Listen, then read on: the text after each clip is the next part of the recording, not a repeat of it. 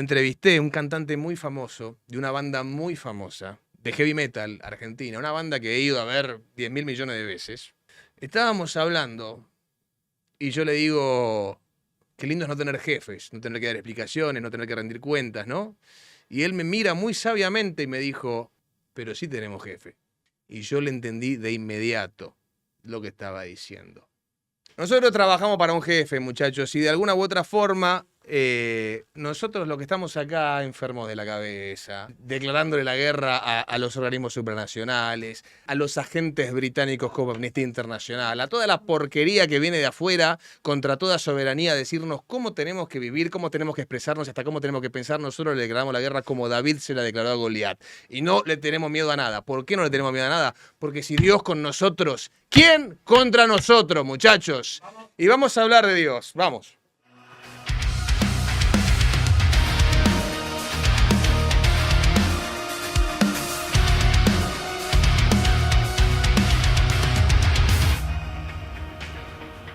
Hoy quiero declararle la guerra al ateísmo militante de Internet, que está tan alejado de Dios como de la verdad, lo cual para mí, por supuesto, es redundante. Y como toda militancia ajena a la verdad, lo que los sitios, canales y perfiles ateos difunden es desinformación. Desinformación que hoy vamos a combatir con datos concretos. Yo no tengo problema con los ateos, discuto, debato, me encanta. Soy amigo de Ale Rosichner, tenemos debates exquisitos respecto de la existencia de Dios. Pero tengo un gran problema con los ateos militantes de Internet que difunden desinformación en pos de verse ellos mismos bajo el nefasto pecado de la vanidad como personajes intelectuales cuando no lo son.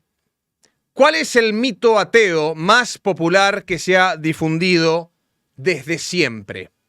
La ciencia desmiente la existencia de Dios.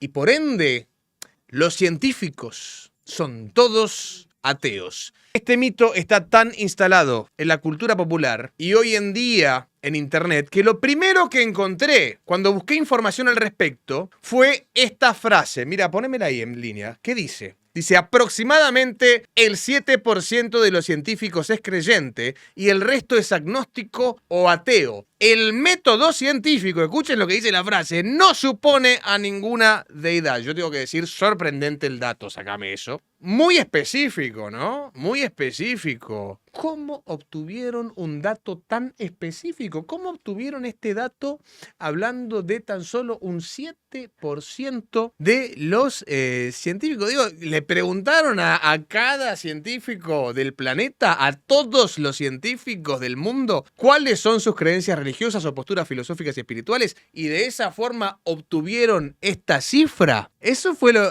Mírenlo, lean esto. Esto es lo primero que aparece. Le preguntaron a cada científico, ¿cómo obtuvieron esta cifra? 7%. Le preguntaron a... o simplemente la inventaron. Cuando yo leí esta afirmación infundamentada, se me ocurrió hacer algo muy simple que se puede hacer en el siglo XXI.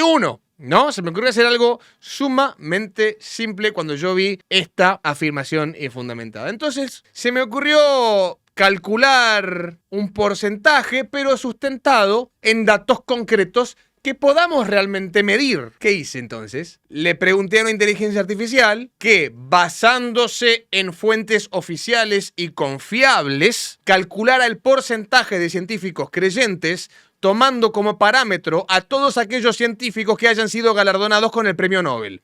La respuesta fue esta. Un estudio frecuentemente citado, realizado por Baruch Abba Shalev en su libro 100 Years of Nobel Prizes del año 2003, analizó las creencias religiosas de los galardonados con el premio Nobel entre 1901 y 2000.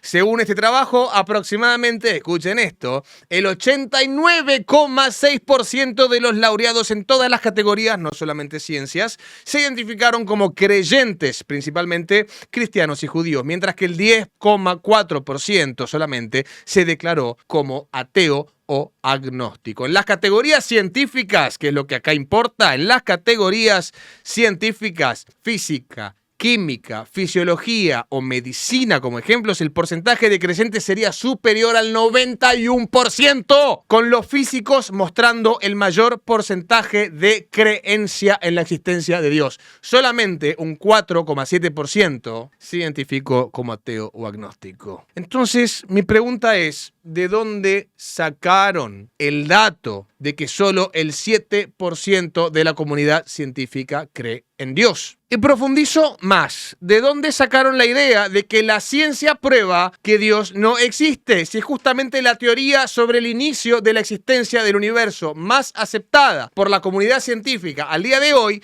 fue desarrollada por un sacerdote católico basándose tanto en la física como en los textos veterotestamentarios. Estoy 100% seguro de que muchos de ustedes no saben esto. Pero la teoría de la gran explosión, la teoría del Big Bang, famosa teoría, fue propuesta por el sacerdote católico Georges Lemaitre, quien quiso demostrar mediante la física que el universo, tal y como dicen las Sagradas Escrituras, tuvo un comienzo, un punto de creación. Ahí estamos viendo a Georges Lemaitre. Hubo una creación, hubo un inicio. Por eso yo me río a carcajadas cuando un ateo militante afirma con tanta seguridad como ignorancia que la teoría del Big Bang descarta o contradice la existencia de Dios. Es más, el término Big Bang fue en su origen peyorativo y fue acuñado por el ateo Fred Hoyle, con el propósito justamente de burlarse de la teoría creacionista, así le llamaban,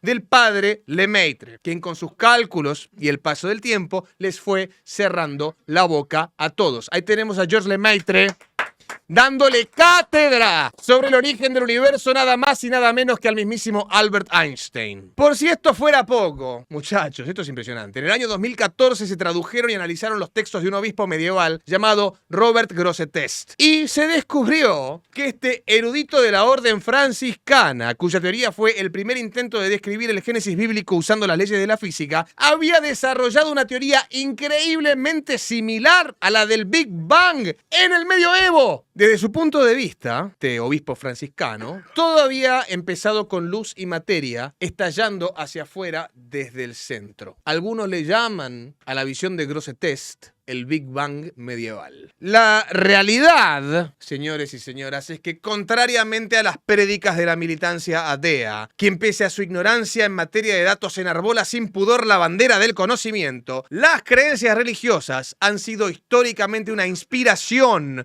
una gran motivación para querer saber más sobre el mundo. De hecho, en las escuelas de las catedrales en los siglos XI y XII, predecesoras a las universidades, algunos estudiosos pensaban que era su deber aprender más sobre el universo que para ellos había creado Dios, por lo cual era común que consultaran la Biblia para inspirar sus estudios científicos. Lo que es más, el aprendizaje sobre el mundo natural, floreció en la era de las grandes catedrales góticas y muchos historiadores hablan de un primer renacimiento en el siglo XII. Entonces, queridos ateos militantes, si tan amantes son de la verdad, de las ciencias y de los datos, mi sugerencia es que abandonen su ignorancia y se pongan a estudiar. Porque no solo pareciera que la ciencia no refuta la existencia de Dios, sino que pareciera que la física la afirma, ¿no? Pareciera que la física la confirma. Por eso no me extraña, y digo esto sin querer caer, por favor, y sin buscar caer en una falacia de autoridad, pero digo, no me extraña que más del 90% de los físicos galardonados con el premio Nobel crean firmemente en la existencia de Dios. Esto va a ser una sección